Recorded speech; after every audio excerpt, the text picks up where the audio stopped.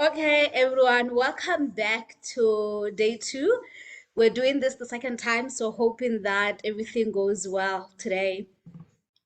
So this is day two of Let's Return to the Fields. This is our Enrollment Symposium where we're going to be sharing with you all the different offers that we have here in Warrior Mistress School. So today we're going to be talking about Lineage Legacy, which is our Mission Guardianship that we have available that will be open. It's already open. We'll be starting May 15th with the rest of the offers that we have. I'm a little, what is it? Winded. So I'll take a minute to ground. And so let's do that. Let's ground together so that we can come into this sacred space and jump into the transmission today. So wherever you are, taking a deep breath in and out, and bringing your hand back to the heart, to the sacral center, the womb area, and taking a deep breath in and out. And today, I really want you to become very aware of the body because we're going to be working with the body today as we step into legacy work. And so we understand the body to be the temple of God, and we begin today by consecrating this temple, by inviting the presence of the living source, God, to be here, that divine dispensation to begin to move in this physical vessel, to move through the blood, to move through the skin, to move through the cells, to move through the muscles, to move through the river of you, the tree of you. And we're inviting this light to awaken the parts of ourselves that are in sleep, the parts of ourselves that we have forgotten, as we step into contemplating about legacy work. We are contemplating about that which nourishes us. And so we are inviting the presence of that nourishing energy, that aqua waters, crystalline waters within ourselves to awaken, to fill us up with life, with hope, with vision for the future, where we are going. So we are blessing the sacred space with that luminescent light that is within ourselves, that is all around us, that is within the earth, that is within our earth bodies, that is within our soul bodies. That may it nourish us, may it lead us, may it be here with us today as we reconnect, not only with our legacy, but also with the legacy of our lineages, also with the body, with the fields of our lineages. And so we are blessing the space with that our presence, the presence of our pure source consciousness, the presence of the unity, Ubuntu, that is connecting every single one of us today with a greater purpose, a greater mission, a greater legacy. And so I want to thank you for being here with us today, thanking all the guardianship that walks with you, and thanking the living source God that is within you and that is all around you. Thank you, thank you, thank you. And so it is, and so it is done. Society. Yes. Legacy is my favorite conversation. The idea of mission, the idea of purpose, the idea of prophecy, right? If in my life, I've always been sure about the importance of pursuing purpose, right? But it's also something that I have find myself guiding others in and stepping into that purpose and stepping into that legacy work, right? So today's conversation, I want us to expand this conversation because there are two places we may find ourselves today. We're either finding ourselves at the beginning of contemplating the idea of legacy, of like, what is my purpose? What is my mission? What am I here to do? or we are in another group where we already know what your purpose is, your mission is, your legacy is. But perhaps I believe if you are in this room, if you are already in knowing of your legacy, there is still this other energy of I know, but I still don't know how to bring it to the earth, to ground it in the earth, right? So in the last year, I've been on that journey of feeling like I know my purpose, I know my mission, I've been doing it for a while now, and there's this other greater work that wants to move through me, that wants to be brought to the earth, which is what I call the legacy work, right? So it's a little beyond just the purpose, but something that you are here to bring into the earth and to kind of like leave in the earth as a legacy, such that others can come and continue that work, right? So let me know where you are right now in your journey, whether you're still finding your purpose, your mission, and or you are already like, I know my mission, and so I'm ready to go into legacy work, because it doesn't matter where you are today. What I want to share with you will still be very powerful, whichever at whatever stage that you are in. All right. So a year ago for me, I started to contemplate my legacy work, where I felt like I already know what I'm doing. I have all the skills, but I want to do something more specific, right? And this is not everyone. The idea of legacy is not necessarily for everyone. We're not all here to bring a new thing. Sometimes we're here to continue, and that's still legacy, to continue something, right? For me, I was feeling an impulse that I want to bring something new. That's where I was at, which is what we call a signature offering, right? It's really never really a signature. It's just always a culmination of your influences coming together, and it comes differently because you are a different, unique being, right? So when I started to contemplate this, I was finding that a lot of things felt difficult for me.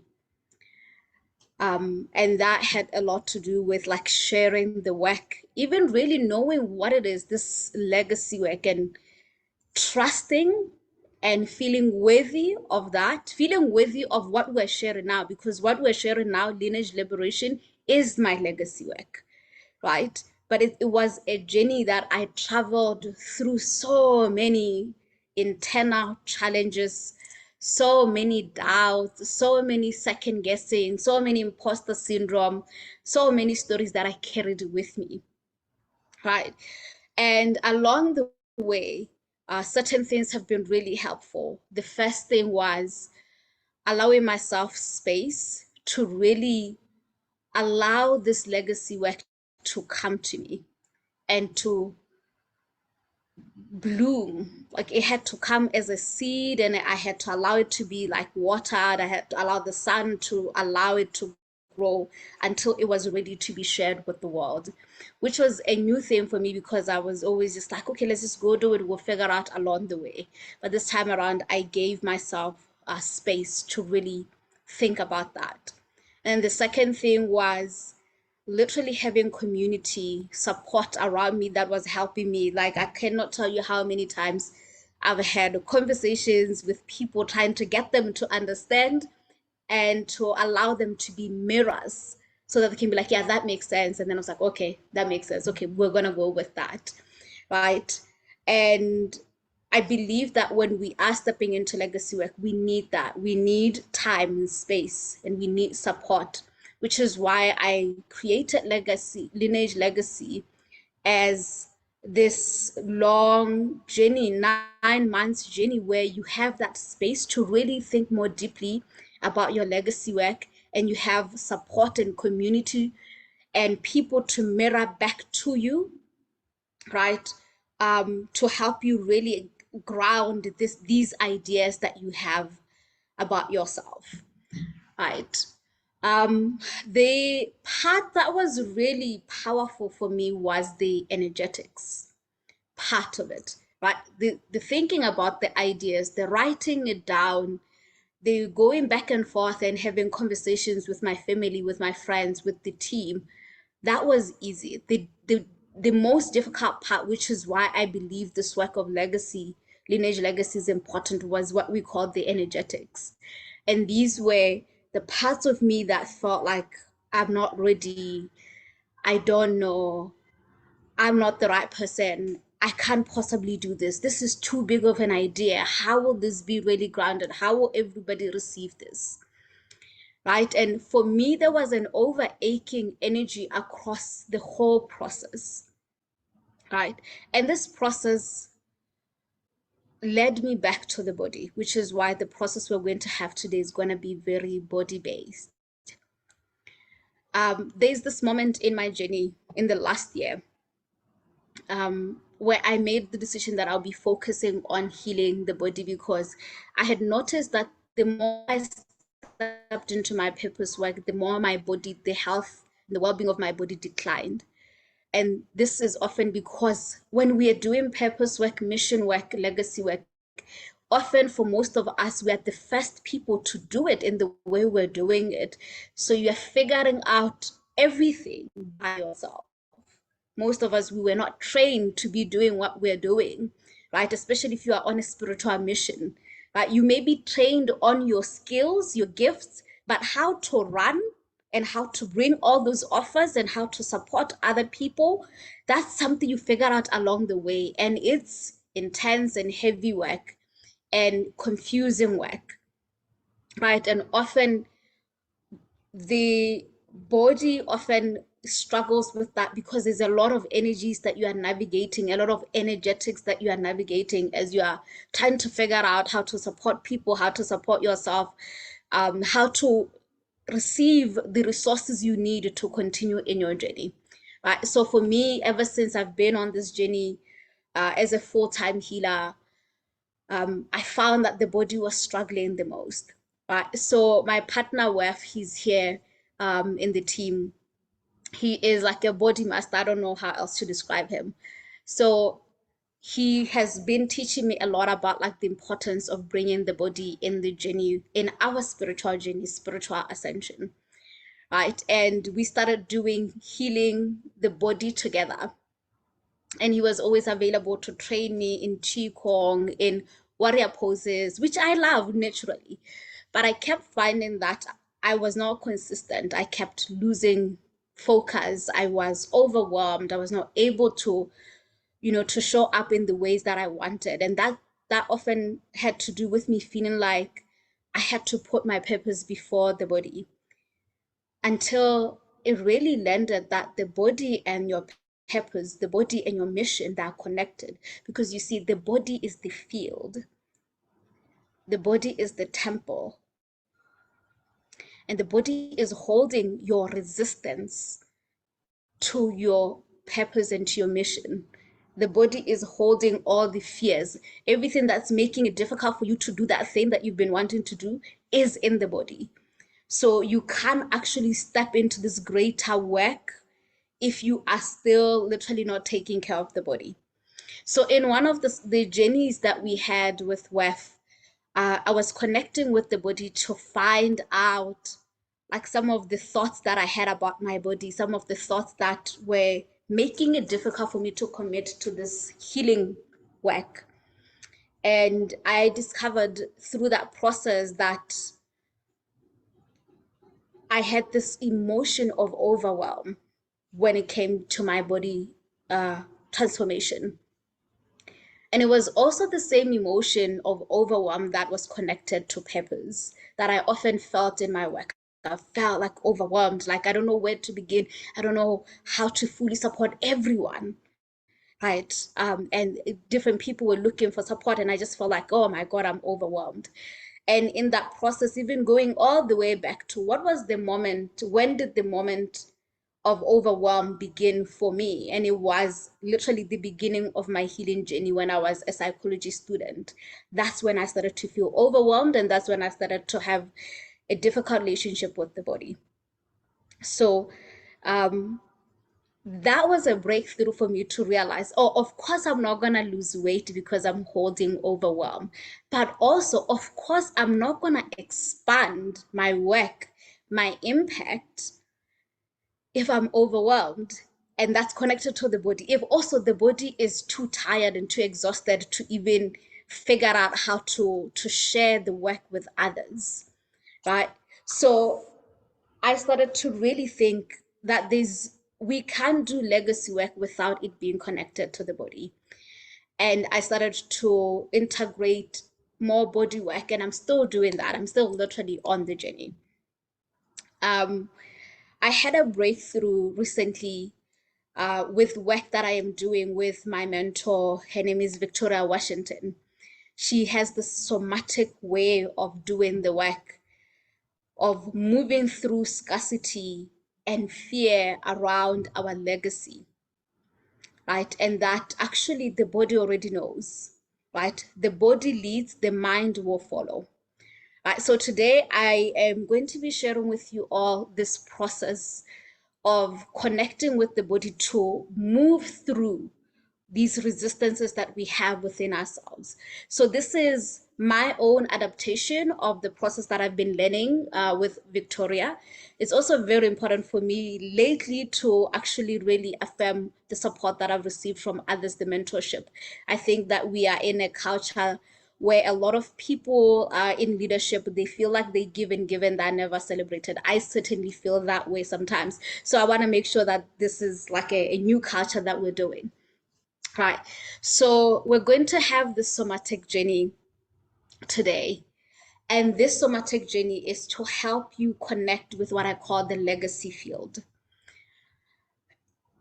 The thing is, your purpose, your mission, your prophecy, your assignment, it is already in front of you. You are already probably doing it. It is often where you're finding yourself struggling in, where you're finding your lineage is struggling as well. And of course, it's also where you're finding where these are natural things for you and for your lineage. These certain experiences, expressions come very easily for you. These are often the keys, the jewels that are supposed to come together into this quadrant to help you birth your legacy work. But there are also things that obviously hold you back, and these things, we are carrying them in our blood. These are like what we will be calling like our ancestral curses, our ancestral miasmas, right? That keep us repeating the same pattern where we all die with our dreams, we die with our legacy. And by the time the next generation comes, they are overwhelmed because there's this great energy that was never tapped into, and we struggle to know how to direct it. Right? So one of the things that we will be doing with Lineage Legacy is to help you really connect with this great field of where you come from and the gifts of your people, and learn how to direct it. Right? So I'm going to share with you guys about this process, and then we'll go deeper into Lineage Legacy in conversation with Nonofang after this experience. Right, so I'm going to share a couple of things. You don't need to write them down, but I just want to share them just so that you have them at the back of your mind. You will get them though. The body will know. I will also repeat them when we're doing the journey. Right, so this journey, as I mentioned in the beginning, for those who came late, I would encourage that you come in the video so that we're able to see you do this process, and also just support you and make sure that you are okay throughout the process for those who are doing this live with me. But if you're doing this by yourself, it's just have a space, open the space so that you are able to do this in a very comfortable place for yourself. So we're going to do what I call a liberation experience. And this is, we are going to free our field, our legacy field. And we're going to begin to plant and cultivate and gather the fruits that were always meant for us by the divine, that we have forgotten in our journey. So the first thing that we're going to do, so this is a sequence, right? So this is my sequence that is, like I said, this process was influenced by Victoria. So the first sequence is that we're gonna start with raising our hands while we are standing tall, right? So you can just do this with me now, wherever you are, raising your hands. This is a sequence I call the tree sequence. And then the second sequence, we're going to stomp our feet. We're going to stomp the feet just like our ancestors, the way they, used to stomp. I mean, even now we're still doing that. Almost like dancing, essentially, right? So when we're stomping the feet, we are going to be bringing up the weeds, right? All the things in our fields, we're going to bring them up by stomping the feet, right? And that will be sequence number 2. This third sequence is we're going to get the sword in the ground. You will pick your sword and you're going to begin to cut these weeds that you are seeing all around you. Okay? You're going to cut the sword. You're going to use the sword to cut this. And this is really us correcting what has went wrong in our lineages, correcting what is happening in our lives right now, right? And that would be number 3. This can be a very, like when we're cutting the sword, it can get a bit emotional and intense. So we is why after that, what we're going to do is we're going to come down back in the ground. And we're going to be in like a baby position, the way you were in your mother's womb. And we're going to receive a covering, right? And this is when the coat of the Christ is being put in our body, right? So that we can begin to regenerate, because it's tiring to be in scarcity, in poverty, in lack. And many of us, we've been there, and that's why we've not been able to birth our legacy, right? So we will receive that covering. And as we are within that light of the Christ, we will also be replanting ourselves anew, right? We will allow ourselves to regenerate, to be reborn. And once we are reborn, so this is the replanting, the regeneration. This is what I call that. We'll move to number 5, which is you begin to receive, right? And what are we receiving? We are receiving the waters, the rain, so that we are what? We are allowing ourselves to begin to grow. But for us to begin to grow, we need to learn to receive. So we are going to be learning how to receive, to know that it is safe to receive the support that you need in your life, right? So that's receiving the waters. And then we will move to number 6. This is definitely not my flow, but it's a flow that I adopted from Victoria. I love it so much, and it's important. Well, it's my favorite. You tell me which one you love. This is the bow and arrow, right? So after we received, we're gonna pick up our bow and our arrow, and we're gonna basically point up to the sun. And why are we pointing up? To our legacy, whatever that legacy is, right? And when it's time, we will shoot for it to come down here to the earth, right?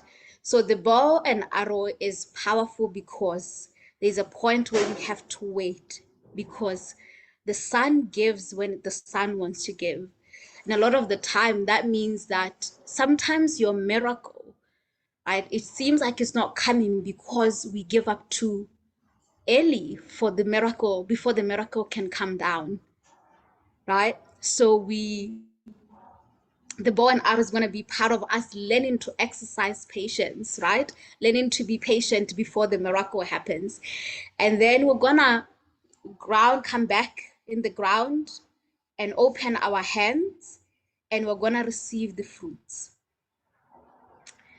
The fruits that some of them are actually the fruits of those who came before us, those who died before they ever received the fruits.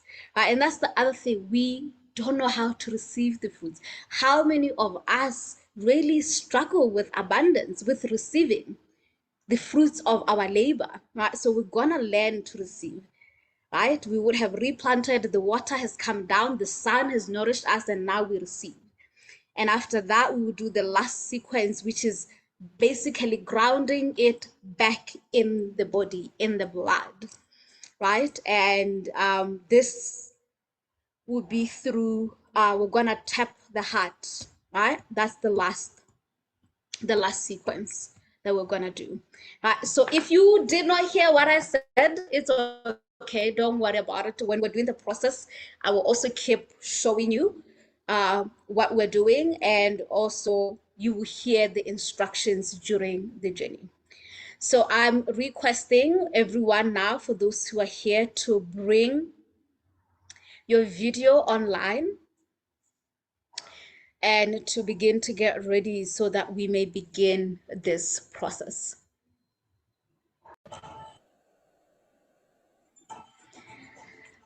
Okay, wherever you are,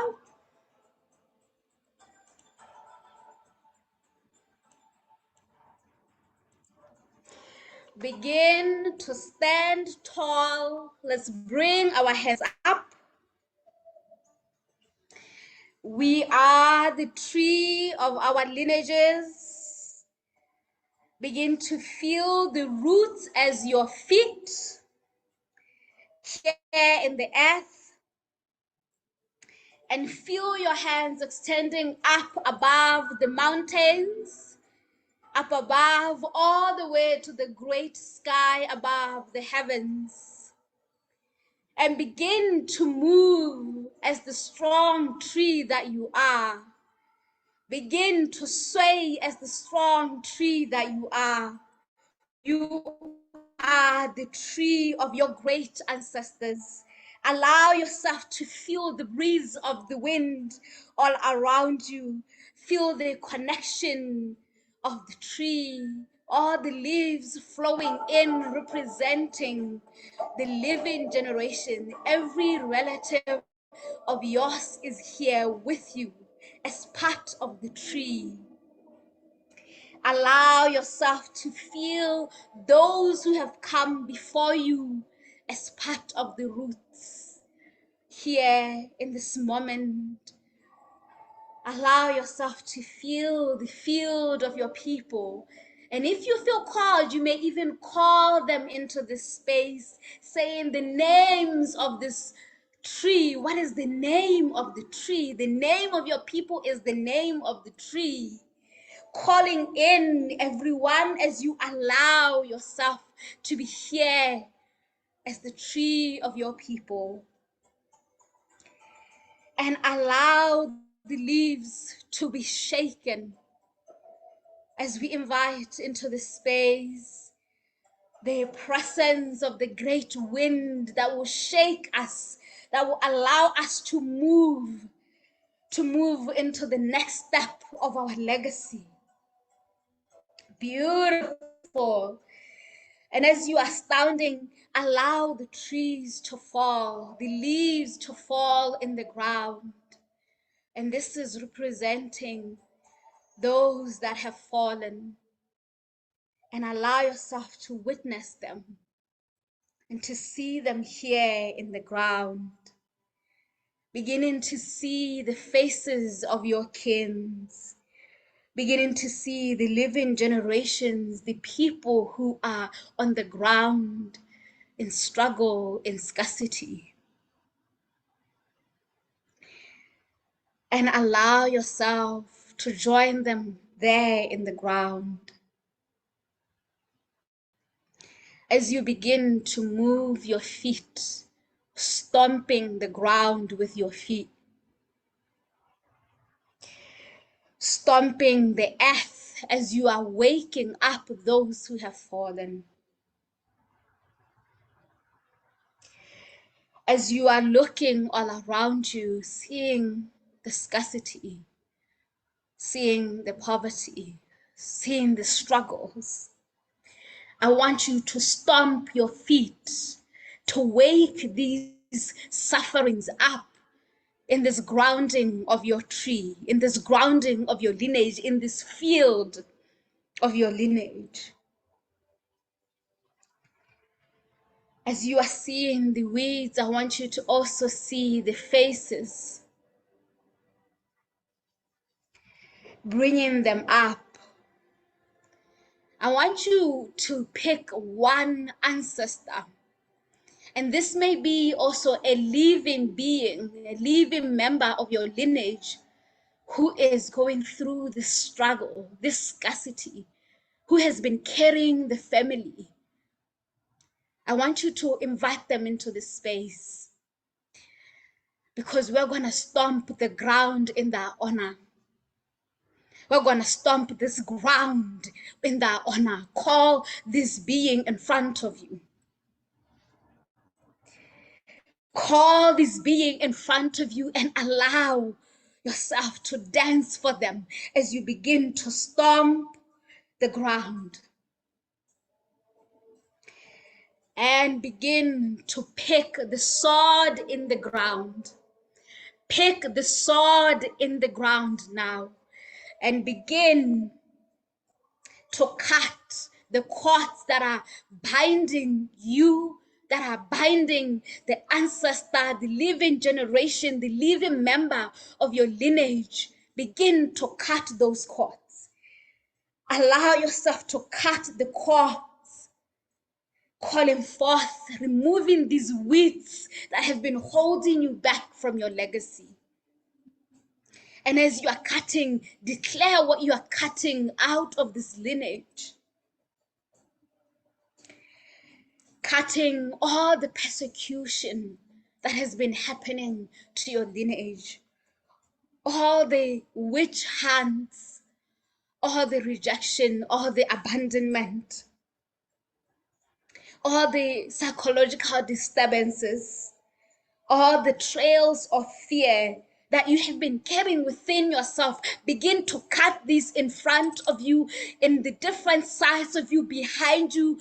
Keep cutting these out of your field.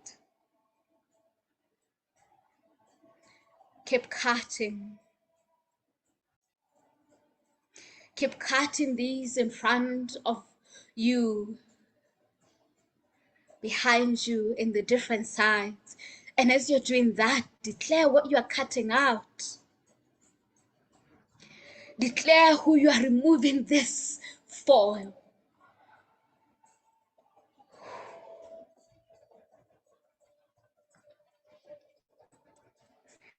Keep cutting all those wounds that have been making it difficult to give birth to your true legacy as a lineage. The legacy that the elders have ordained for your people, that beloved source God has ordained as your prophecy. Cut the weeds out. Declare the weeds out.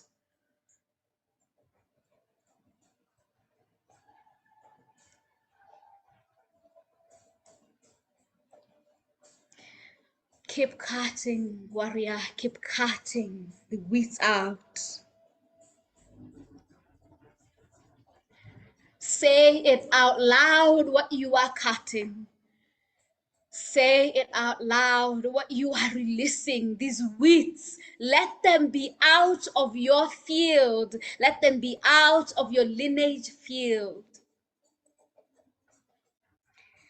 And breathe as you continue to cut. Breathe, keep stomping, keep moving, keep removing, keep releasing these weeds.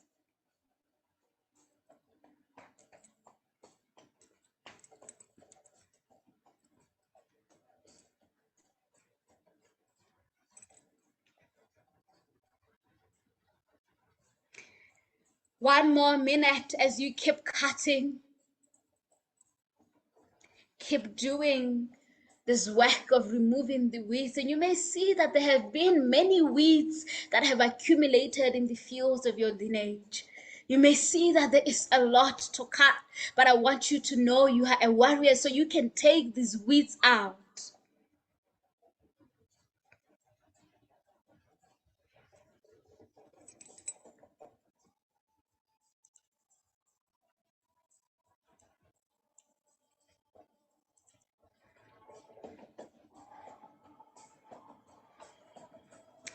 one final lap as you are cutting.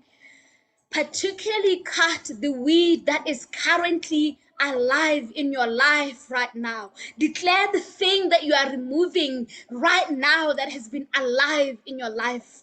In this moment of time, what are you releasing, warrior? What are you cutting with your sword out of the field?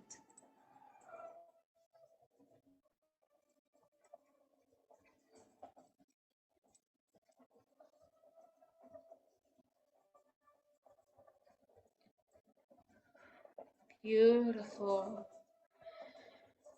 Begin to ground down now.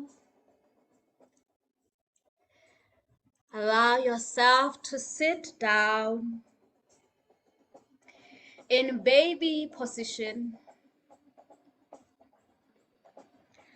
as we call in the presence of God in this room, in this field, as we call the guardians of light, the officers of the Christ, our luminous ancestors of light, to stand behind you, to stand in the field with you. And we are inviting the legacy leader of your lineage to cover you right now, to cover you with the blanket of light, the coat of Christ. Receive this blanket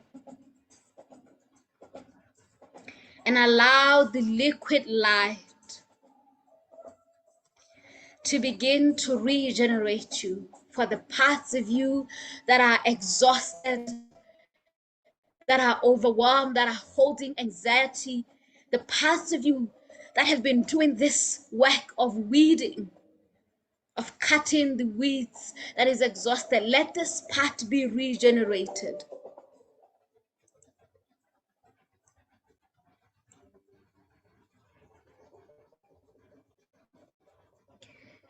And allow this light to warm not only your body, but your blood.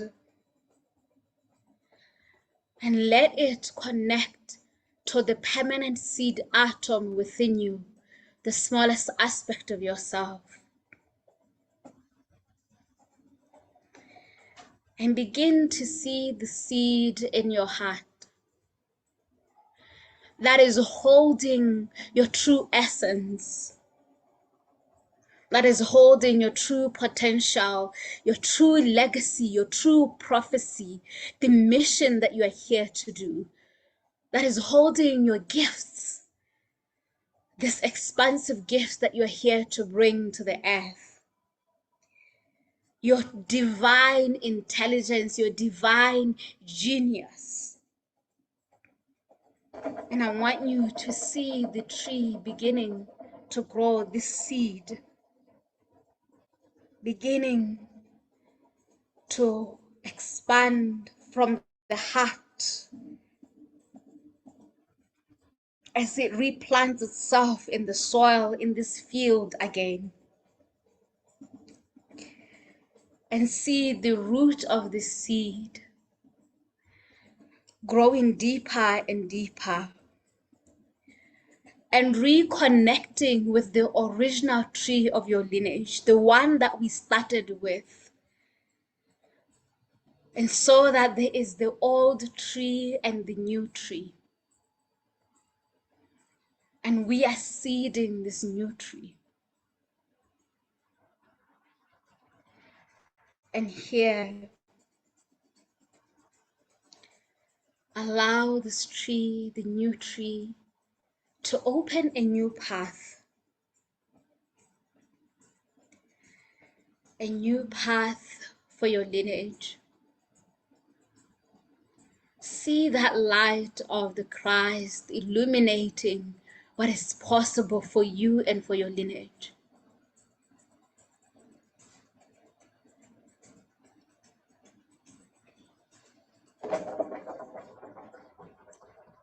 Witness in the light.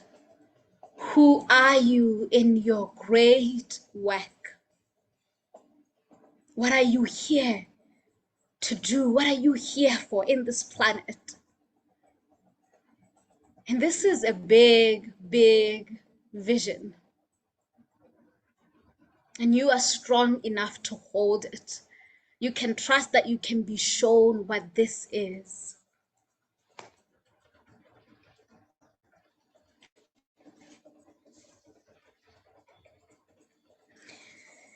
And once you begin to see it, I want you to stand up again. I want you to stand up again and open your hands up again to the waters, the rain. Begin to receive the waters.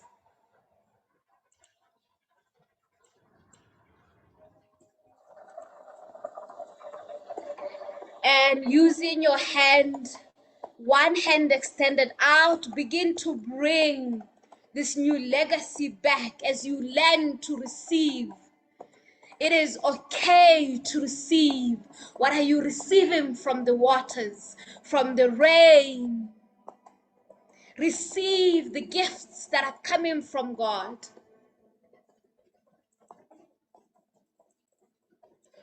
Receive the support that wants to come in your life.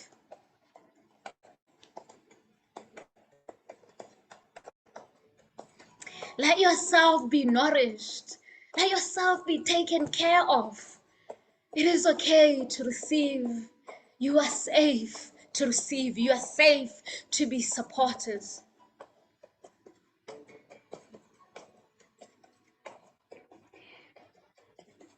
Feel your wings coming up so you may begin to fly as you are receiving this lifting, be lifted up again.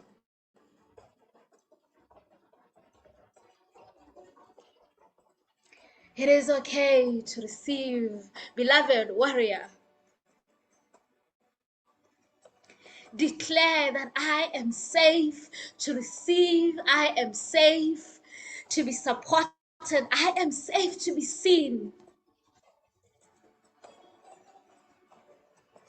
Receive the fruits that you are worthy of, this support, this grounding, this water. Feel the water in your face, beloved. It is time to bloom now. Receive. It is okay to receive.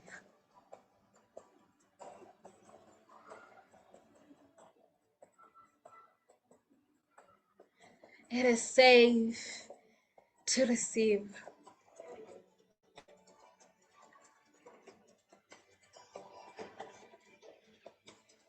And begin to hold your hands as you hold yourself in this tight hug, knowing that you are safe.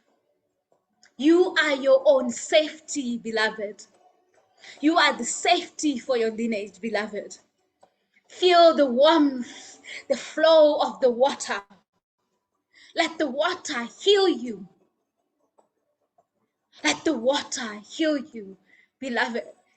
Let it liberate you.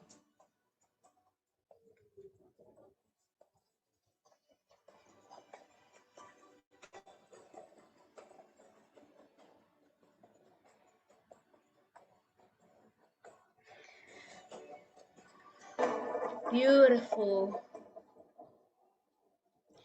And now I want you to bend down and pick your bow and arrow. Pick your bow and arrow and get ready to shoot.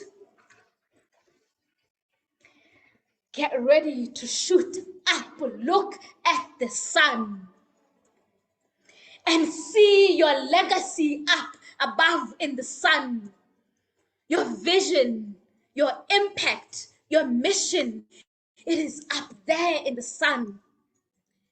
And I want you to hold the vision and keep the faith.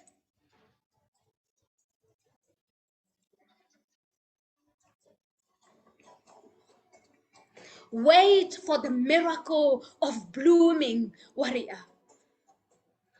Keep your focus, keep your vision. You know where you're meant to go. Let the sun remind you of where you're meant to go. Keep holding, beloved. This is what it takes. You and the sun as you bring the legacy down on the earth. You and your vision. In the great scheme of things, everything is about you and the sun. You and God. Now, I want you now to begin to declare, what is the sacred legacy, beloved? What are you seeing when you look up in the sky? And if you need, you can begin to move, but do not lose the focus. Move the body if it starts to get heavy. Keep up, keep looking up. What are you weaving now, warrior? What is this legacy you're weaving? Keep the focus. Don't lose your point. Point up in the sky. Let the miracle take its time. Let it grow in your heart. And this tension you feel, the part of you that wants to let go, that feels heavy, that's the tension of waiting for the miracle. That discomfort, this is when you are supposed to focus even more.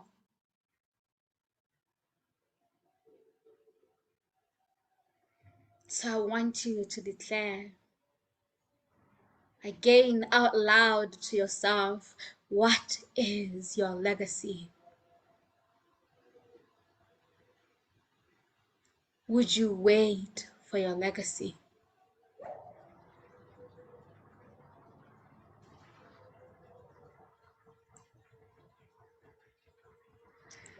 One more minute. I know a part of you wants to give up right now, but I want you to know this is just like life. When it feels heavy that we can't hold on anymore, this is the time to hold strong because we are warriors, right? You are a warrior. I keep pointing to the sun, this vision.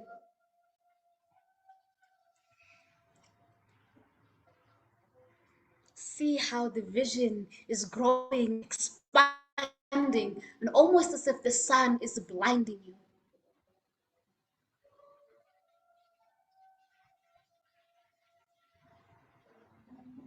Holding. Keep holding.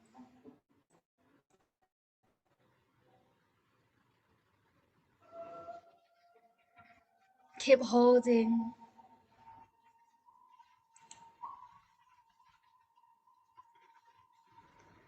Beautiful.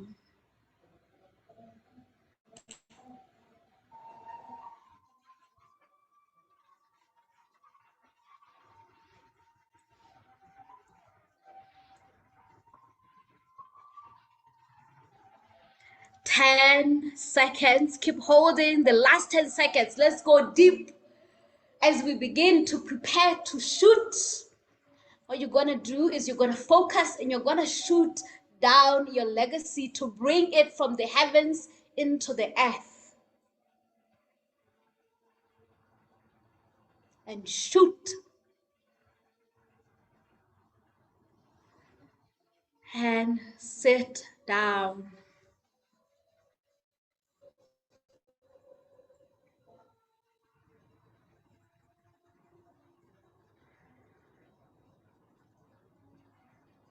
Have your hands open. I want you to look at the legacy in your field now. And you will see the fruits.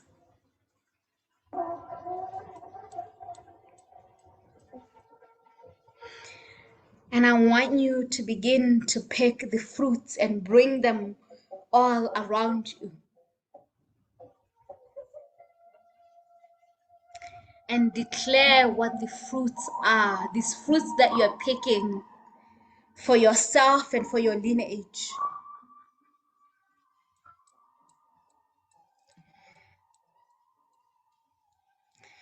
and bring them into the body, these fruits. Tell the body to come with you on this journey. Let the body know, as the body expands itself to hold your legacy, this liberation pathway you have opened for your lineage, this legacy weaving. Let it be grounded in the body.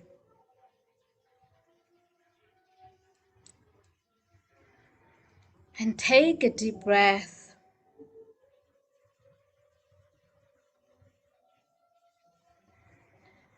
As we invite your great guardian of light to give you the fruit of your legacy. And I want you to hold your hand out to receive it. Let your ancestors give you the fruits.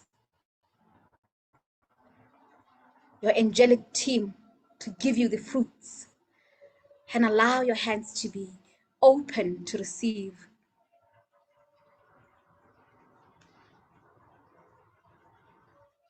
And as you are receiving, let it overflow to the entire field, such that when you look into the fields of your lineage, everywhere all you see are the fruits, not only for you, but for everyone in your lineage.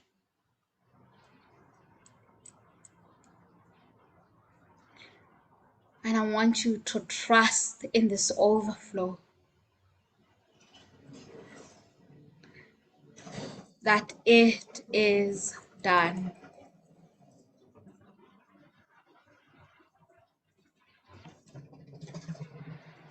And I want you to bring your hand to the heart.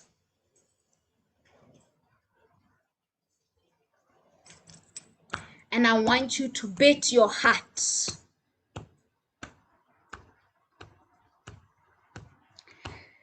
As you declare out loud, I am the liberation of my lineage. I am the liberation of my lineage, and keep repeating that mantra. I am the liberation of my lineage, and feel these new words move through your body. Let the body know that you are the liberation. Feel the presence of all your guides all around you, all your kinship all around you, as you declare this, as you accept yourself as the liberator. I am the liberation of my lineage.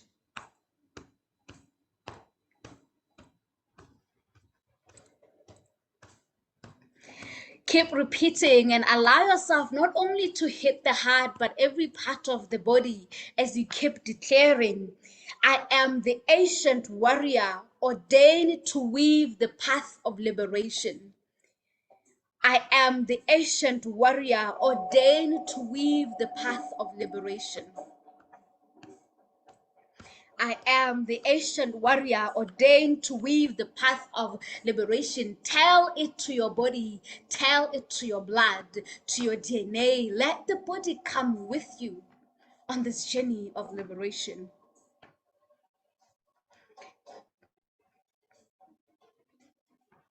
Keep declaring.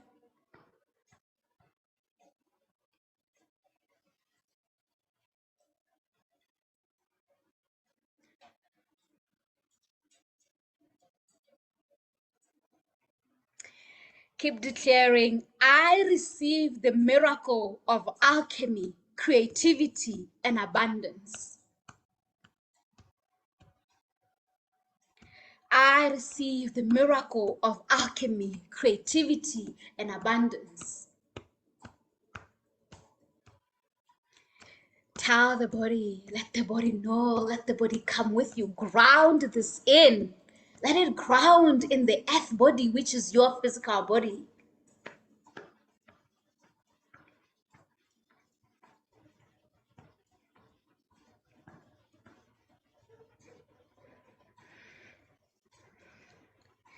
I am more than gifted enough to weave the legacy of my lineage. I am more than gifted enough to weave the legacy of my lineage. I am more than gifted enough to weave the legacy of my lineage.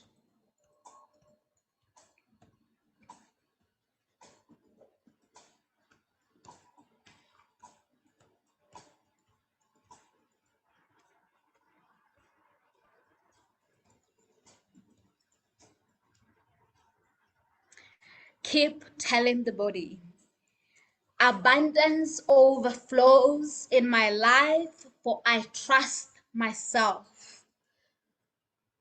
Abundance overflows in my life, for I trust myself.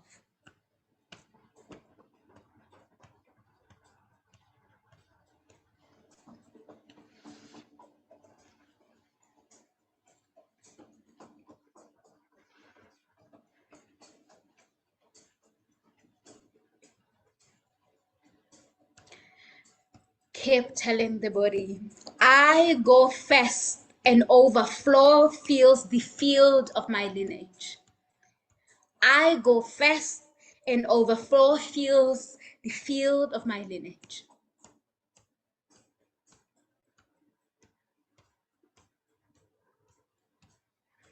I go first and overflow fills the field of my lineage.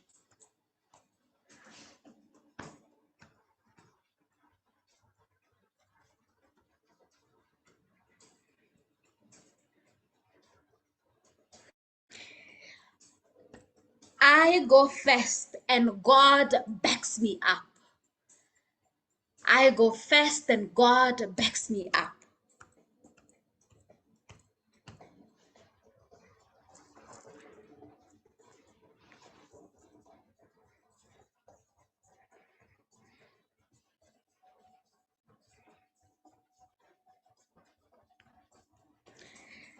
I go first and my ancestors walk with me. I go first and my ancestors walk with me.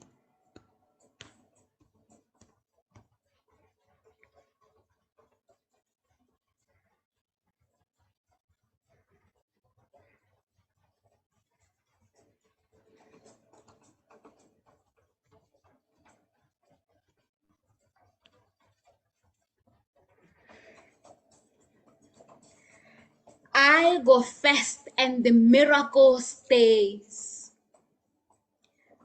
I go first and the miracle stays.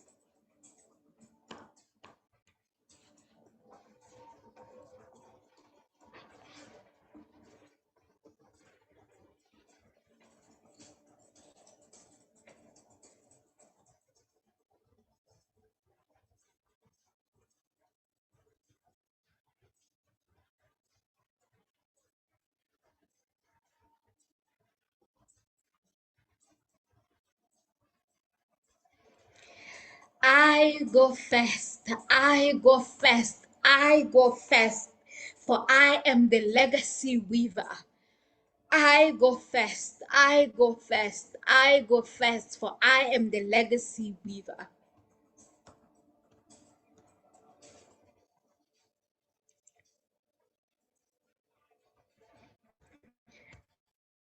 Keep repeating, I go first, I go first, I go first, for I am the legacy weaver.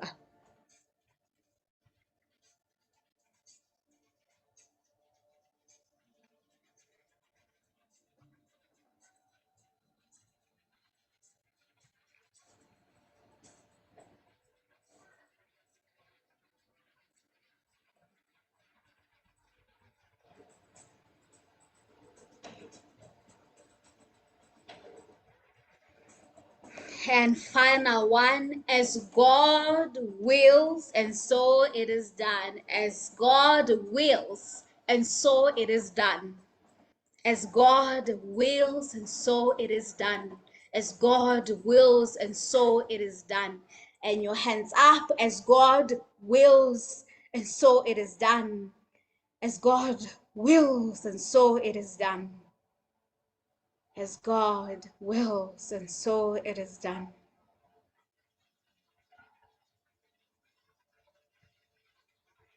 As God wills, and so it is done. And bringing to prayer position. Beautiful. And so it is.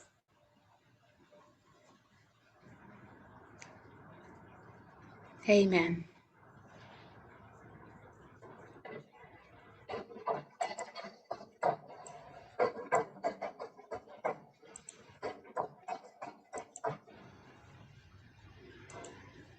Taking a deep breath wherever you are.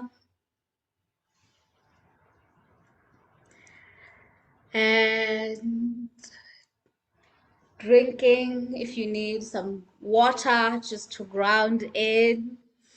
And let me know in the chat. We will later have a chance to share. Or I could also just give you guys 2 people to just share how that journey was.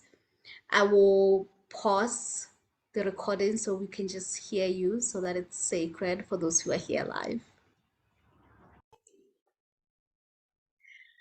Okay, yes. So we are back now in the last part of today's transmission, today's experience.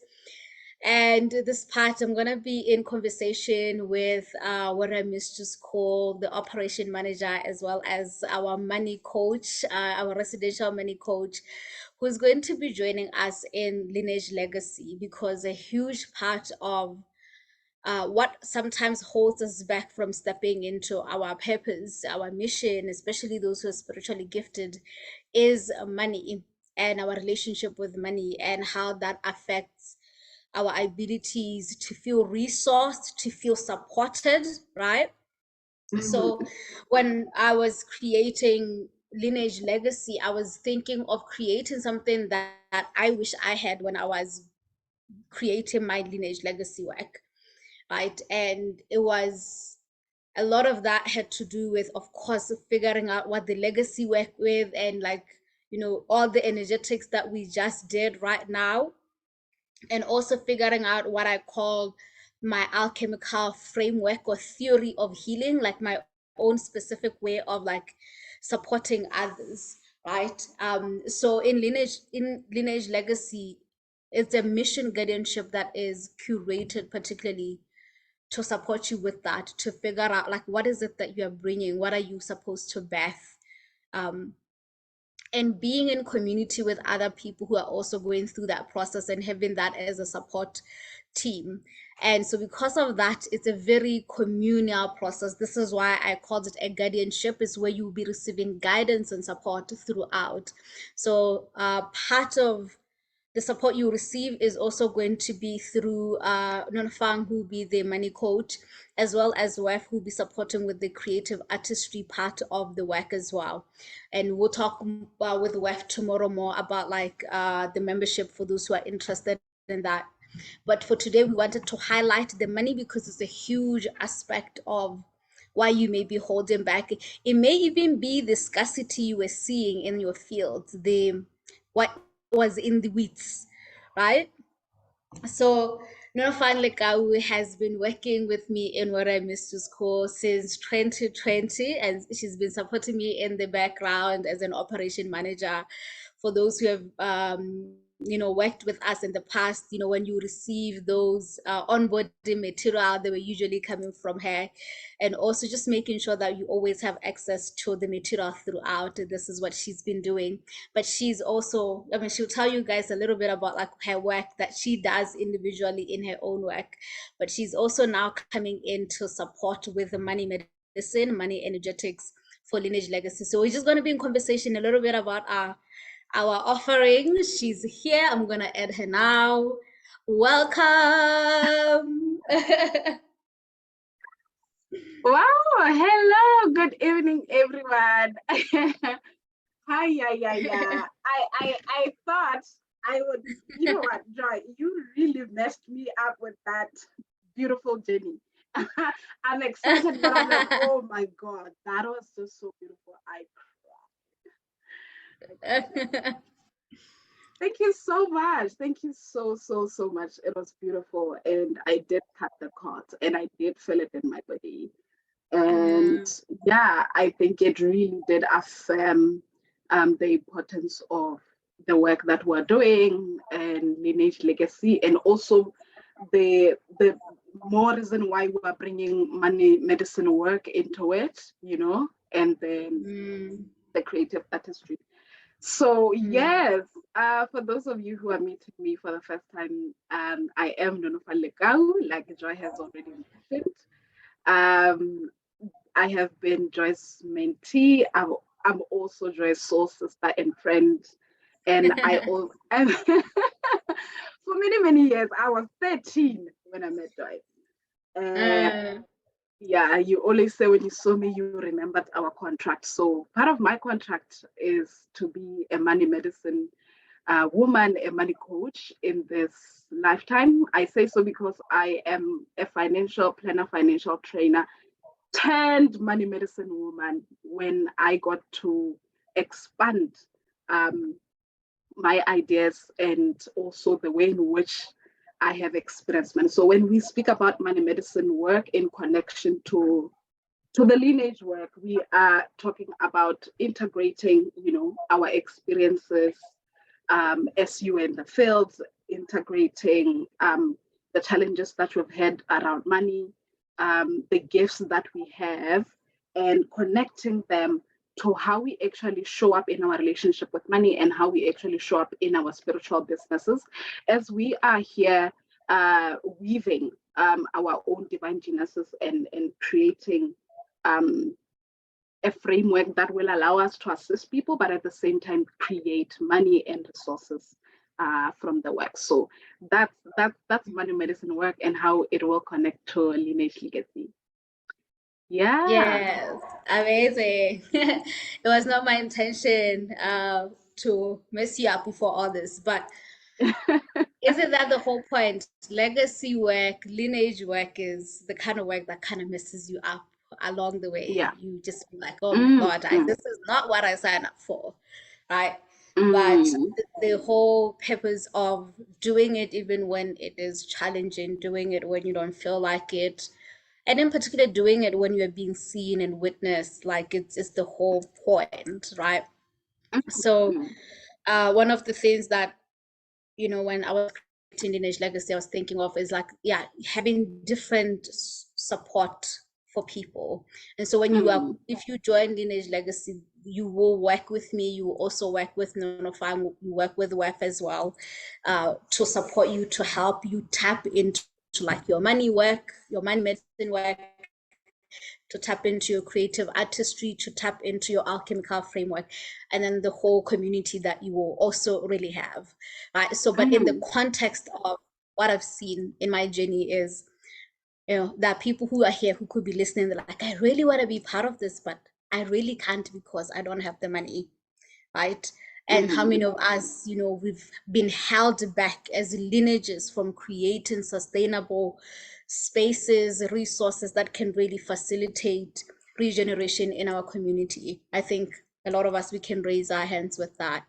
Right? So when we were thinking about like how to bring money medicine work, we really wanted to highlight one, the body as we're just showing right now, but also to highlight things that are like important for you as a money medicine coach. So I'm just going to throw it back to you to just like take us into like, what are these things that we are really going to be highlighting in lineage work, in lineage legacy work from your lens as the money medicine guide? Yeah. All right. So money is multi-layered and there are many aspects of it. But I think that part of the biggest work we're going to be doing in the Lineage Legacy work, yes, we already got the idea from what is going to happen with the somatic body, with our somatic experience.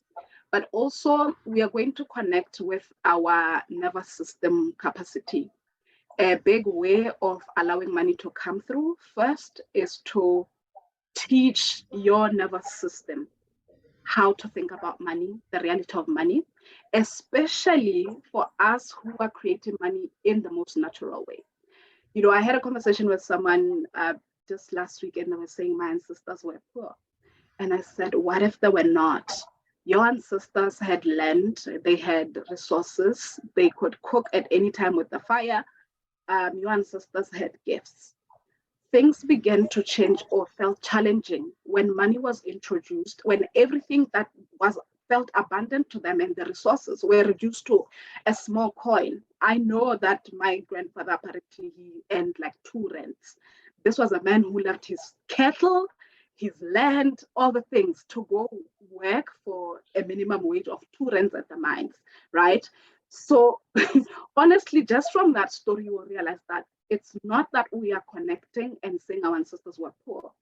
We are having the work that we're having to do with our nervous system actually is to begin to reprogram it and relearn our idea of what it means to be creating money in this timeline where, yes, it is, you know, like in the form of cash and in the form of online banking. But the most important thing for it is also now allowing our nervous system to learn how to create money through what is natural. Because it is easier when we've been qualified by, okay, you went to school, you did this, you did that, you work 8 hours a day, and therefore you make money. But when we come into our spiritual businesses and begin to do lineage work, the resistance of our mind is like, what qualifies me as like having this beautiful gift to heal, to teach, to mentor? And what qualifies even my ability to be saying that I want to charge this much? And that's the moment when our nervous system begins to be like wanting to protect itself and sometimes wanting to question what you are doing. So, yes, we are going to look into nervous system capacity, your ability for your nervous system to agree that this is how we're going to make money, and also to begin to expand in the way in which it accommodates your financial growth, even in your spiritual businesses. I do also want to say that nervous system resilience is also going to be a big part of our work, because the truth is we are working also with our relationship with time, having to understand that in the field, as we plant the seeds, we get to allow time for things to grow. There'll be time when we need to weed things out. There'll be time when, you know, we need to prune, and then harvest time is going to come. So the support that we get to create as well for the Lineage Legacy work we'll be doing is like allowing our minds to also move through the cycles of money, while at the same time having that resilience to understand who we are as we move through these money cycles, which would lead me to also saying that, you know, it brings the importance of working with our genetic potential as well, right? Working with our genetic potential. As we were here and each and every one of us was connecting to the tree of their families, I just had this remembrance and this revelation that the truth is each and every one of us, our lineages and our DNA has a unique essence and has a unique way in which it's going to create wealth. And hence why, even as we're doing Lineage Legacy work, which is the work of like connecting to the divine genius work of your gifts, you are also going to now have to say, through this divine genius work, how do I allow it to receive in the way that honors my own genetic potential? And I say this because a lot of times when we come into the work, we're like, okay, I want to make more money. And we really think that, you know, we are just creating money. But there is where the assignment is also to expand our idea of what money means. For you in your business, support, opportunities, invitations may be equivalent to like someone getting, you know, a cash flow of like 10,000, 100,000, you know, and yeah. So yes, I would say nervous system capacity, your ability to also recognize your genetic potential and work with it to accommodate the money, and also definitely the all-round energetics of like, okay, so how do I allow my business to receive money, to ask money, which will be in the most practical way being like, okay, so how do I price and anchor into these prices and also create value for the work that I do, hence allowing money to come in, right? Yeah. Okay, I feel like I've been talking, so I'm gonna pause there. Yum, yum. I love it. That is so like so juicy, so activating. I 100% agree with what you're saying. All these things that's so potent because when I was in the beginning, when I was thinking about creating Lineage Legacy, I was really thinking about like what I know our community needs. Like right now, we have a lot of spiritually gifted people, and you know, you are actually interested to use your gifts. You are interested to support others, but we cannot deny the 3D physical realm in our responsibilities that they are holding. You know, like we are responsible for that. It's also part of the work that we're here to do. So the idea though, and even with the process today is we have to liberate ourselves from just going along with how things have always been, where we put a lot of our energy to the 3D life and just getting consumed into that and never ever stepping into our legacy. Right. So I love the idea of time, you know, because even when I was creating Lineage Legacy in the beginning, I was like, 3 months is too short. 6 months is still also not enough. So this is why we ended up in like saying it's a 9 months journey. Because the thing is the unlearning, the reprogramming, the even receiving the clarity, it takes time, especially if you are here for something bigger, a spiritual mission, something more natural. You know, it takes time. And I think that a lot of the time we quit, you know, with the bow and arrow, we quit because we are like so like we want time to catch up with where we are, but time takes its time, you know. Yeah, time takes its time. So this is one of the things that is really important for us is to have an honest conversation about money. That if you are struggling with money, it's not going to be a quick fix that's going to change that for you.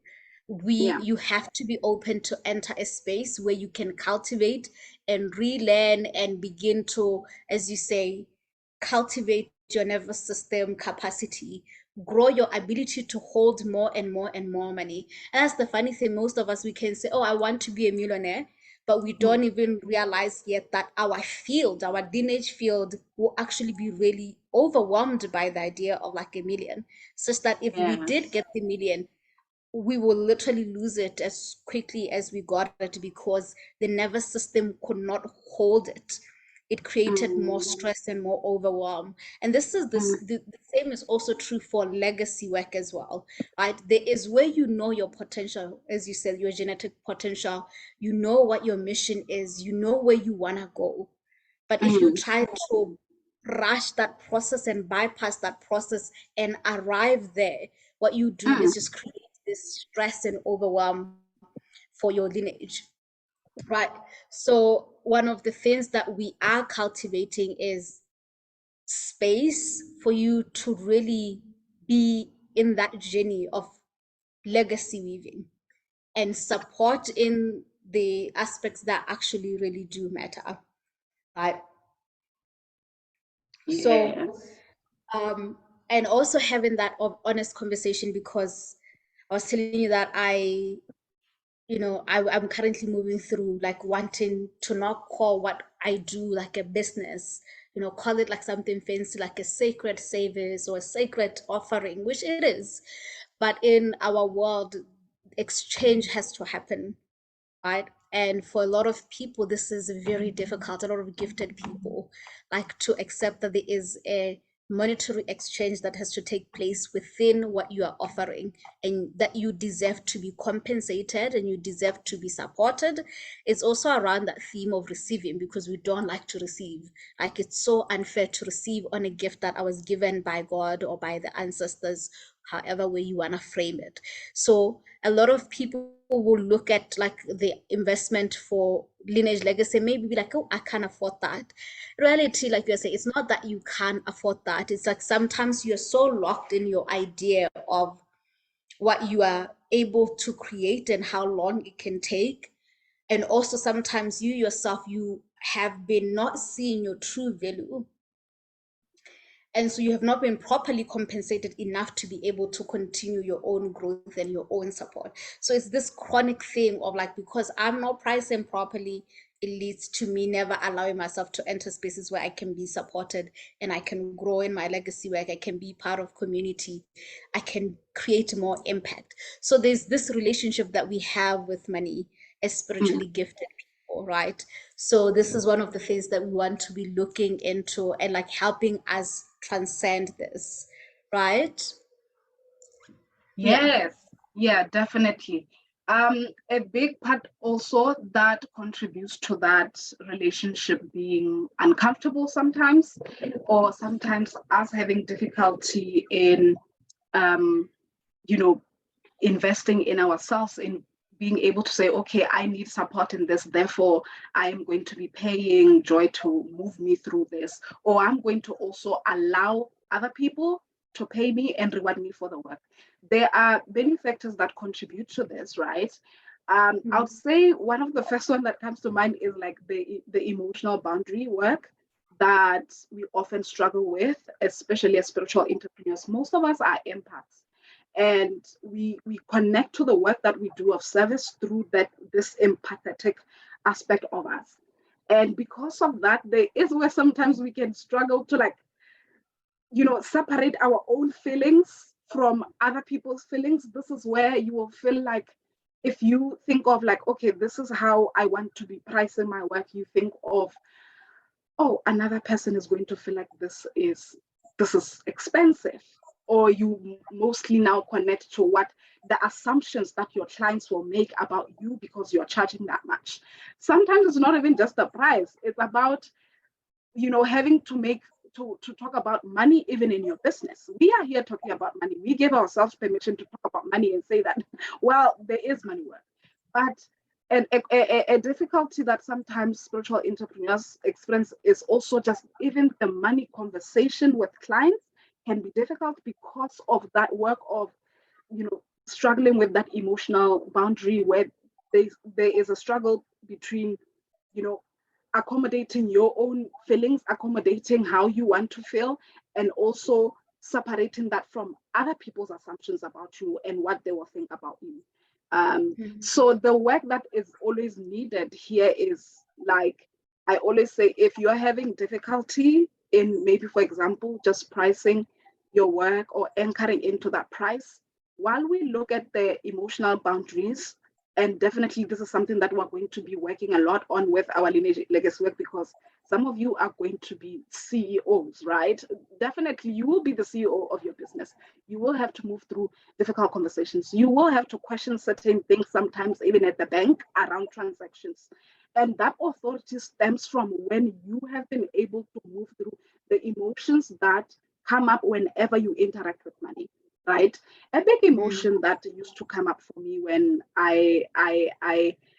and sometimes I still sense it, but I feel like I've done so much work around it. This was the emotion of anxiety around money.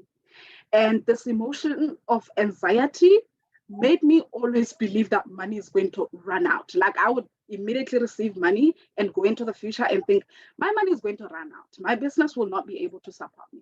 And part of the work that I had to do was connect with my body and my nervous system to go back in time. And because this is the thing, the emotions that come up whenever we're interacting with money, in our relationship with money in our businesses, are not always about money, but they're about the core issues that we never processed as entrepreneurs, right? We never process as spiritual and gifted children of God. So when we interact with money, those emotions, the core issues of those emotions still exist somewhere in our timelines, right? Mm. And so one of the things that I had to do was like trace this anxiety in order for me to acknowledge it truly and witness it. Like, why is it that every time I interact with money, I'm having this anxiety? And um, a primary emotion that I landed on was when my parents sat me down, and I think I was 9, 10 years old, and they said, your father is currently going through retrenchment. that was such a big word for me, and at the workplace. And because of that, we're just going to be more careful with how we spend money in the home. I couldn't have imagined that that little girl has come with me into my business. I could have, the whole time I was anxious about money, I would have never said, oh my God, is it that little girl? But clearly, there is where we need to understand that even as we run our businesses, actually, there are different identities that are also participating. Like we have a team of participants who are also like here witnessing us and the transactions in our businesses, witnessing our relationship with money, and they're like, yeah, I'm going to advocate for myself. Remember that time when people were making fun of me because of this and that? I don't get to show people that I have money. So I am going to protect myself. That will be the aspect of you that probably experienced shame and bullying at some point. For me, it was the aspect of me that was told you need to be careful with how you spend money because your dad has lost his job. That identity came with me into my business.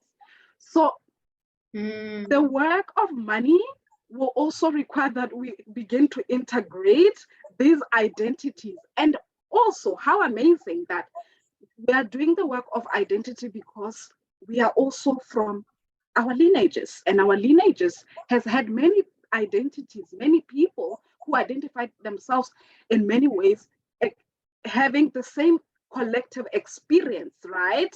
And due to that being blood related. So it's just so interesting that money will connect us to even that, the emotional boundaries, the identity that we need to move through whenever we interact with money. Those are some of the things that really excite me, you know, when we talk about money medicine work and lineage work. Yeah. I love it. Oh, I'm smiling because so many good points. Let me Yeah. know what is resonating with you in the chat, everyone, as she's speaking, because when she gets in the zone, like this is why we're bringing her in to support you because I can, I have my own experience with money. I was initiated into money work through my service, my spiritual work. Before that, I really had a detached relationship with that. And I really love the conversation of emotional boundaries because this is one of the things that really encouraged me to create this because I think that a lot of spiritually gifted people, this is where we really, really struggle, right? It's easy to just give, give, give, give. But for me, my emotion is overwhelmed, like give to the point of like I'm so overwhelmed and I collapse and I'm just like, oh my God. And then that becomes this chronic problem that holds me and I'm stuck in a particular repetitive pattern because I'm so overwhelmed. I don't have the energy, the capacity to step into my legacy work to support myself and others and to to receive, to be in overflow because it all started with lack of boundaries and then just became this bigger thing. Yeah. Right. So we are cultivating boundaries in different aspects of the work, right? In like your pricing, in how you relate with money, in your ability to even look at your bank account, but also boundaries around the relationships that we do have with our clients. Because I mean, at some point, even that word client is something I'm looking into because it's so much more than that when you're doing spiritual work, Yeah. right? So yeah, so this is the invitation that we're inviting you into is to really look at in what ways is money hindering your lineage from actually thriving, from being in overflow.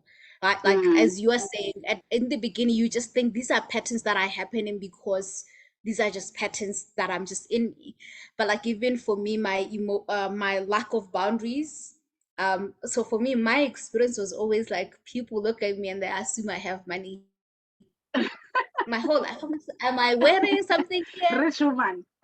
Yes, right. But in the first time I ever did that somatic work, the person that I brought forward was my mother, because my mother literally has the same struggles, which I inherited from her, and my grandmother also has the same struggles. So it's a lineage story, right? It's a lineage Yeah. story. So I cannot expect myself to somehow navigate that and transcend it so easily when it's in my blood. It's a thing I, from moment of birth, I was almost, programmed to come and function like that. And even when people look at me, it's like they're sensing my spiritual DNA, my spiritual wealth, and that, like, yeah, she has money, we can see it.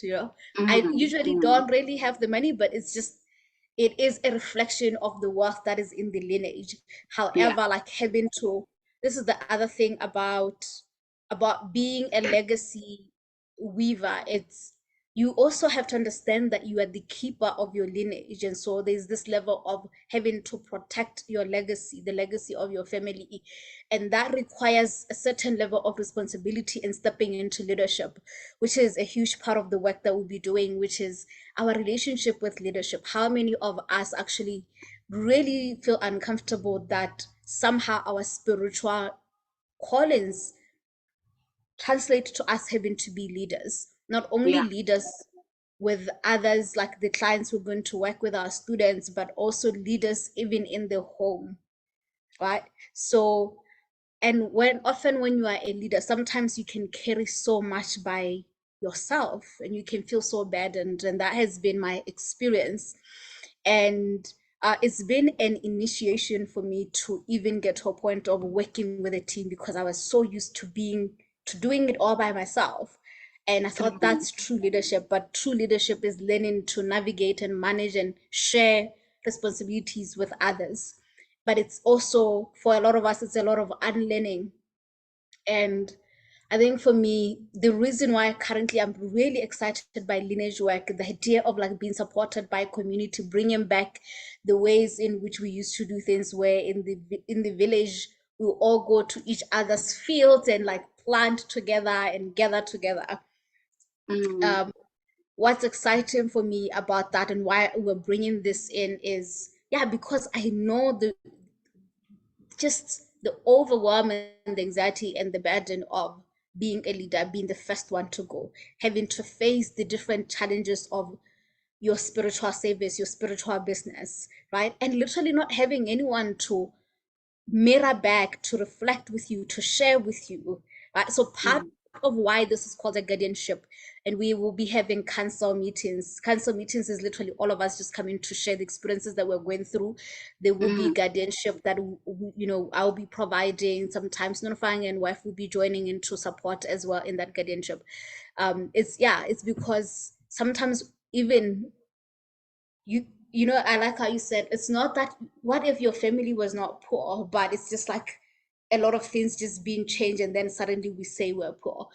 Or there's mm, also that possibility that, what if it's not that it's difficult to make money? What if it's not that you don't know how to make money, but that mm, there are all these other emotions and other relationships that you are not having, and the lack of support is making it even extra difficult? What happens if you had a space where you can be held, where you can be supported, where you can, someone be there with you as you're bringing birth and you're giving birth to this great idea of your life? Like, what happens, right? Can we mm, arrive to overflow? Is that possible?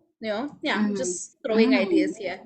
No, definitely that's true. I would like to share with my fellow um, children of God here that honestly, I will tell you that it took me 8 months to begin to 18 months, sorry, to begin to receive and hold money for myself in my business.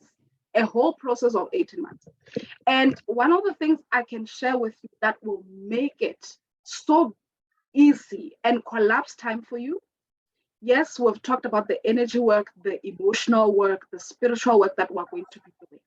But a big thing that I also got to realize was now learning to materialize that money. And a catalyst of materializing that money in my business, because the honest truth is it was always available. I may have felt like it took 18 months, but I can tell you as a child of God, that money came in probably a month into my business. I just was not yet available for it because of some of the issues that we've been talking about the emotions and all the the memories that I had around money and how I perceived it. A key catalyst was getting to be more confident in the medicine that I'm bringing forth, right? And that confidence was built up first from having to reconnect with understanding the pain right now of and the challenge that people are going through while I have that medicine. The pain and the challenge that other people are going through, and that pain and the challenge in understanding it, having to understand how those people are seeking me and where they're seeking me from, and the level at which they are seeking me from. Seeking the medicine that I have to offer, seeking the service that I have the offer of money medicine work. And also at a higher level, having to understand the agency of that medicine being brought. Because here's the thing with our gifts being natural and our callings being something like you waking up and knowing that I know this is my divine mission. Sometimes it can lead to us just disconnecting from the agency of that being something that you need to bring forth to the people. And when we are unable or we are struggling to really connect to that agency and the sophistication of that being a problem and the pain and challenge that someone else is going through while you carry the solutions, there is where we may just struggle to be available for that money. Hence why having challenge physicalizing the money that was always available, right? So the work that I see Lineage Legacy bringing forth is that Joy has had to do the work for 5 years. She knows the crying, the pain of someone having to figure out that business, having to alchemize that genius work, and having to sometimes struggle with like, what do I tell people that I'm doing? What do I say to people? What I'm gonna heal you how, right? So a big catalyst was like, one, recognizing the pain, and then two, becoming more confident in packaging that process that I know that, okay, if I take someone through money medicine work, right, this is the outcome that they're going to have. And also, I believe even in Lineage Legacy, Joy had to sit down and say, what is the pain of someone who knows they are gifted and that they have divine gifts that they're meant to bring forth? What is that pain? And every time they show up online and people are not buying, or sometimes they show up online and they don't even know what to say. What do I say to these people? But I know I also want to be rewarded for this. And she took her time to create this framework that moves you through a step-by-step process where you are like going to now help your mind at a physical level, the practical level, to say that we are bringing in money because I am confident about taking someone through 1, 2, 3 steps, and these are the outcomes that eventually they will have through my medicine, right? So the work also speaks into the practicality of physicalizing the money that we seek, the money that is available and energetically. And honestly, a big way of doing that is having to become confident in the work that you are doing, become confident in the pain that you are addressing, and become confident in the medicine that you are bringing forth by repeatedly helping your mind seeing that it is possible through the consistency, the practical work, right? So it will be just beautiful to like just think about it from that perspective as well. Oh, love it. Love it. Yeah, it's been like Lineage Legacy was a very interesting creation and a birth for me. Actually, was the last offering that I shared, mostly because it felt so very physical and so practical that I'm just like, no, I just want us to like learn how to heal. Let's go into the waters. That's easy for me, right? But Yeah. I've caught myself in prayer, literally praying to God, saying, God, please teach me how to make money so I can teach your children that you have sent here, who have these big works that they're here to do, but they can't do them because literally they have responsibilities, because this money thing is like a big thing, right? So that was the beginning of me really wanting and having the desire to create this and feeling like it's part of my mission, it's part of my assignment here, because I kept seeing it everywhere with the different students that have come to do what I missed to school work, Yeah. where you Yeah. go through the process, but you're still not able to ground all these teachings. And that for me is heartbreaking, because I know what the limitation is, right? Mm. Another pain that I used to feel was, and this, I felt this even before I became a spiritual healer. So I used to be a human resource, what is it called? An HR, Yeah. yeah, Manager. program coordinator. Yes. And I was a program coordinator in India. And I Mm. used to read in every week at least 200 CVs, right? And so by the end of my work there for 2 years, I already knew literally how a person, it would take me literally the minute 10 seconds to know this is a no and or a yes. What I Yeah. started to realize, um, um, the Indians ended up not liking me because I started to be known as the Queen of Africa, because I recruited only Africans, and it was not on purpose. I started to literally help African people who I could see they were gifted, but they were not Mm. presenting themselves properly in the CV. Like, not Yeah. properly. They were minimizing their impact, Mm. their gifts. They Mm. overlooked so much of the things that they were really good at. They were not seeing that divine genius. And I can't tell you how many times, every time people see that divine genius, they're like, me, I don't have a divine genius. I don't have a divine Mm. intelligence. Mm. Because there's this programming that we do have.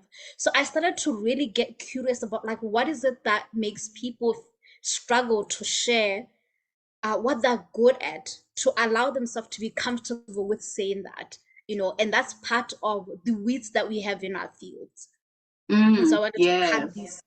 these, and so that came later to me recognizing that the spiritually gifted people also are doing that. Like, that people right now who could be writing books Mm. on how to heal the wound with herbs. There are Mm. people right now who know so many protocols of how to treat things people are struggling with for years. But like, they're not recognizing this as a divine genius, a divine intelligence, right? Mm. Worthy of compensation and support, and also just worthy to be given to the world, that medicine to be given to the world, right? So Mm. we've gotten to this point, especially, spiritually gifted people, whether you are a physical practitioner where your protocols include like cleansing people and so on, or whether it's something intangible, like, I help people with money work, but not from, I'm not going to teach you how to budget. I'm going to teach you how to process your emotions, and then somehow automatically minimizing that and making it seem like it's not worthy of, yeah, compensation. So Yeah. I've been on this journey of wanting to help people with recognizing this. I think it's part of liberation, it's part of healing, because Yeah. so many of us, we come from lineages where we've had to hide our intelligence, with the history of our people. Like, yeah, there's been this erasure of our intelligence and our contribution to the world. The impact of our ancestors in the world has been minimized, so it's so easy to hide. And so Mm. I'm on this mission to change that by also supporting your mind, the part of your mind that is like experiencing imposter syndrome, where it's like, I cannot be actually charging that, I can't do that. It's okay for us to listen to it, and it's okay for us Yes. to ask it, but why do you currently believe you can't do that, right? Mm. So for me, I've had to go through that process as well. When I was doing the pricing for the different offers, I went through a journey and and Nunufa was there to help me. And especially with Lineage Legacy, I was like, oh my God, I am so afraid to charge it the amount that it's worth. And you just basically asked me the value of every single part of it. And when we Mm. removed my emotional thoughts and like all these other aspects of myself, I could see Yeah. how the value is beyond what I'm even charging it, much more than that, because it is opening up a pathway for your lineage, that 10 years from now, because you go through this guardianship, your future will open up in ways that Mm. it may have never been if you never went through the journey. And that's also Mm. something we think about and have a conversation about, right? So I'm now with a huge part of this work is helping us take these intangible things and learn to bring them to the physical and see their value in the physical, and allow Mm. ourselves to be created for them, right? Yeah. So learning to take our gifts and put it in a format. This is what I call the alchemical framework. I had Mm. to do the same for lineage liberation. I had to create an alchemical framework. Before that, I didn't even realize I have a model of ancestral healing, right? Mm. Because you can do something over and over, and then you don't realize, oh, this is unique.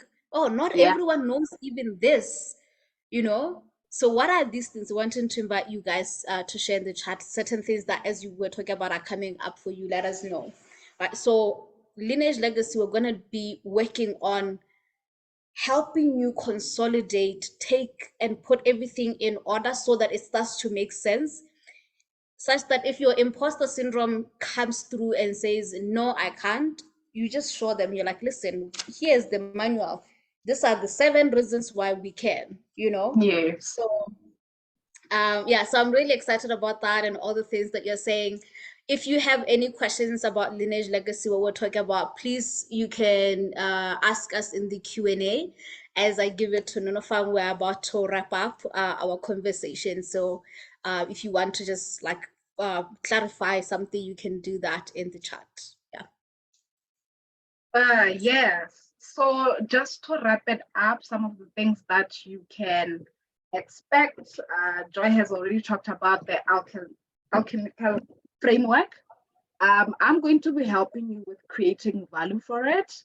We're going to work with, pricing models that suits you, how you can anchor into that pricing model. And for you to to be able to anchor into that model, definitely we would have gone through, helping your nervous system regulate. And some of the techniques that I usually use to help entrepreneurs regulate their nervous system is the use of breath work, connecting with the body, with the memories that exist with the body, within the body, around how they have always felt around receiving money, asking for help and support, even in the form of money, how it feels like to be holding money, and also how it feels like to think of money from an expansive way. Like if you think of like, I want to be able to increase my income level to this much amount, how does my body feel about that? And what are some of the parts of me that are still holding back from allowing this money to come through, or allowing me to break through a certain income level, right? When it comes to how I price my business and even how I interact with money in my business. We're definitely going to be looking into, tapping into our emotions as well. A technique that I also love is the EFT, emotional freedom technique, because some of these emotions, as we already said, are always connected to our core issues. So when we tap into the emotions, they bring forth the information that we need in order for us to even assess how we're making decisions, our financial decisions, right? You are definitely going to be making a lot of financial decisions, especially when you have understood your framework, especially when now you get very clear on the value of that framework, and you get very clear on how you are meant to present it and package it and sell it, and the price at which you want to do it. That there will be a lot of moments when you have to make decisions, right? Financial decisions. Okay, so this is what I need to be doing. This is the income level that I'm working on. This is, sometimes it could also be, this is how I want to manage my debts or pay some of my debts, because yeah, we are at different levels when it comes to money. Some of us, our priority may be, I need to be building an emergency fund for my business, because we often we often sometimes miss to think about what happens if things don't go the way that I want. Like I already shared, I had 18 months of working on my business, creating money. So definitely you may want to think about, how do I build savings for my business? And a beautiful part of the support that I'm going to be giving you is that I know all these things may be possible for you or easier for you on paper, but they're difficult for you to accept. So we are going to work with making it easier, techniques that can make it easier for your mind to be receptive of financial management in your business, receptive of financial efficiency, receptive of conversations with clients around money, receptive of expanding your income level, and yeah, receptive of your identity as you move through that. right? Yeah, those are some of the things that you can expect. I don't know if I missed anything around. Yes, a bonus that I thought about during the week, I thought, you know what, it's also very important that as entrepreneurs, as we even receive money, a big challenge that I notice is we don't often have clarity around where we are going to invest this money, how we are going to grow it. How many of us are thinking about our health insurance? Are thinking about issues of life policy? Are thinking about issues of, okay, I have profits, taxation is going to come into play.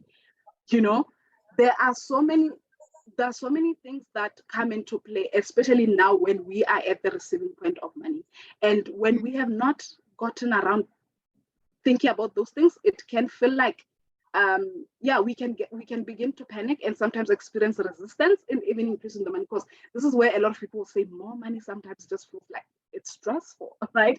Because we are unprepared of what to do when the money comes in. So conversations around investment and how to think about how you want to plan for your investment planning, and how you want to be building your wealth beyond your business. Because here's the truth: your business is an asset, right? Your spiritual business, in quotes, I'm going to call it that. I know it's your service work, but honestly, this is just part of your asset.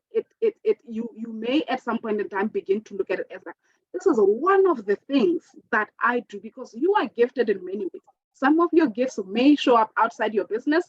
And as money comes in, you will need to say, okay, how do I invest the money that I'm already making in those gifts as well, so that I can expand and also just begin to diversify how I'm currently making money. So we're going to touch on that as well, so that you feel safer to not just be a woman who makes money, but a woman who knows how to hold and grow her money and think about buying land and buying a house and securing, her family and her lineage. How do we get to package our wealth in a way that can be passed on to the next generation? Because is this not the work we are here for? It is. Yeah. Yum, yum. Oh my God, so good. Like we can stay here and talk about money. This is our conversations all the time, right? Yeah. But also, like I think for me, Nonfang has been really supportive for me with especially this last point that you just spoke about, because I gotta tell you, for us spiritual people, we just want to disconnect with conversation around insurance and taxation and but these are things that we definitely have to have a conversation about. So Lineage Legacy is open, and it's open if you are right now wanting to step into your mission and your legacy work.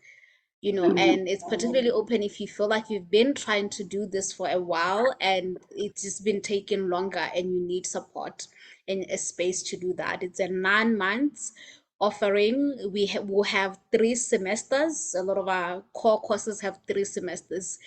The first 3 months, we're focusing on helping you reconnect truly with your blueprint of your mission, that genetic lineage way, unique way in which you are here to do your work. And this is a Mhm. huge conversation that one day I will have I'll talk about in our upcoming podcast, about like sometimes we are stuck because we're trying to do things the way other people are doing it, right? So if you really want to go deeper and figure out what is the way for your people, the first 3 months would be that this Christ mission codex, discovering that again, reconnecting with that.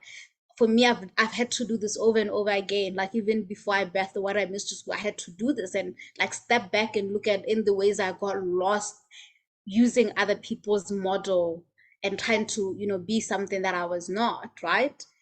And then the second semester, this is where we're going to be really starting to break things down, and this is where we're going to be working with none of our we're going to be working with the creative artistry as well. Like how do you present all of this from use working with your creative self, and everyone has a creative self. How do you Mhm. message how do you share your message with the world as a messenger of God, right? So the creative artistry will be allowing us to connect with something that is sacred as spiritual people, which is the inner storyteller that Mhm. within you, right? And many of us, we walk with this gift, but we don't know how to use it as a support tool for our work, right?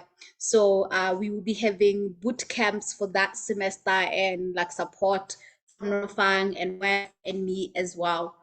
And then the last semester, this is when we will be creating our signature offering, like the specific offer that you'll be sharing with the world.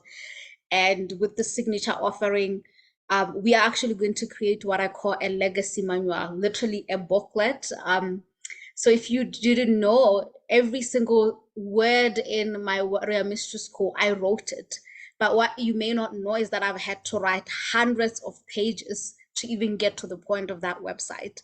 And I had to redo it over and over because it's not easy to even say the work and like to know what it is and how it's supposed to be, right? So this was a process that I put myself in, and it definitely took me more than 3 months. And this was through like having the space, gave myself space to restart over and over again until it finally feels like, okay, this is it, right? And of course, I arrived to that because I had support. I had Wef, who was always constantly like pulling me back whenever I get lost. I had Nonofang as well, whenever I would try to get lost in the money and all the other stuff, even other people in my life who helped me with that.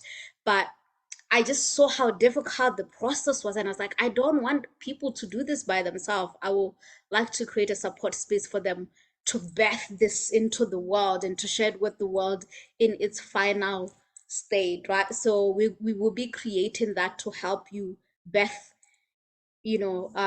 whatever the signature offering is for you, right? So if you're really like feeling a resonance with this and you want to like go deeper and allow yourself space to do this, please check out Lineage Legacy. It's open for enrollment.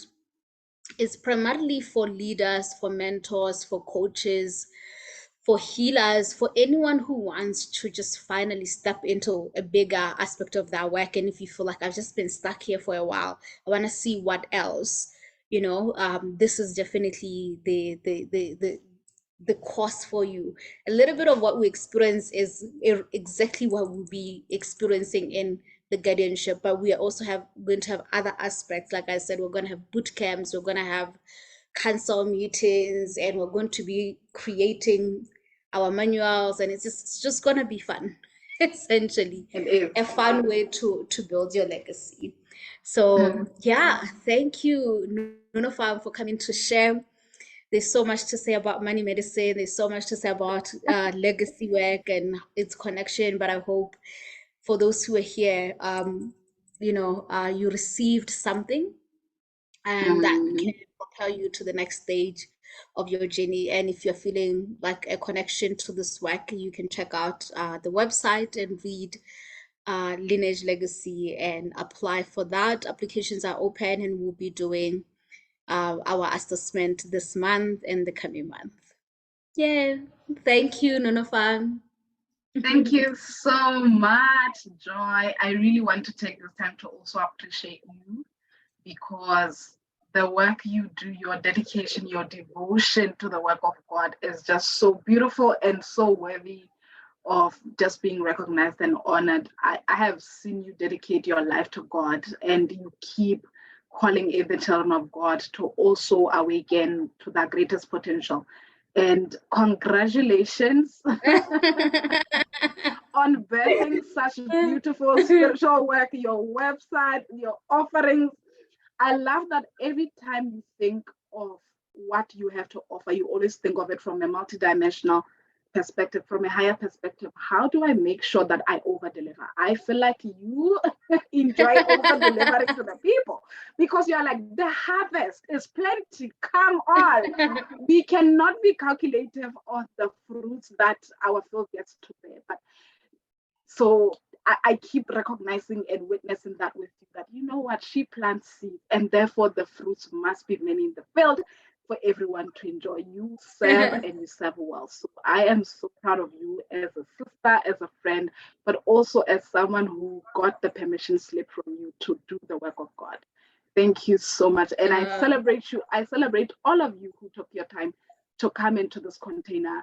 We had interferences, but you held on. You really held on, just the way you held on through the bow and the arrow. Mm. May you shoot for your legacy and may you receive abundantly all the things. If currently you are like, I know deep down that I want to do this, I'm going to encourage you to leap and come to the work of God. But where you are at right now, if it feels a little unsafe, but you are like, I got so much today and I want to get ready for the next enrollment, please do that.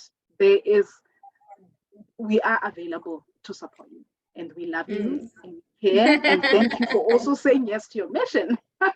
Yes. Oh my God.